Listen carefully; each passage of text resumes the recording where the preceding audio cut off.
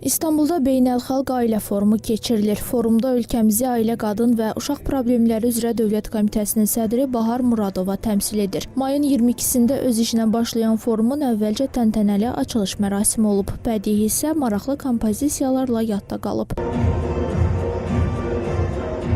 Daha sonra 27 ölkədən dövlət rəsmilərinin qatıldığı tədbir müxtəlif sessiyalarla işinə başlayıb. Türkiyənin Ailə və Sosial Xidmətlər Nazirliyinin təşkilatçılığı ilə baş tutan forum çərçivəsində Bahar Muradova ailə yönümlü siyasətin tətbiqi, milli və beynəlxalq səylər mövzusunda nazirlər sessiyasında çıxış edib. Dövlət Komitəsinin sədri bildirib ki, Azərbaycan dövləti ailəni cəmiyyətin əsası, milli kimliyin qoruyucusu və strateji inkişafın dayağı kimi qiymətləndirir. O qeyd edib ki, problemin və risklərin qloballaşdığı, həll yollarının isə parçalandığı müasir dünyada ailə institutunun zəifləməsi, ailə daxili münasibətlərdə mənəvi boşluqlar və sosial təcrid riski bütün ölkələr üçün ortaq problemə çevrilib. Bu çağırışları isə yalnız ortaq dəyərlərin müdafiəsi, birgə təşəbbüslər və beynəlxalq əməkdaşlıq sayəsində cavab tapmaq olar.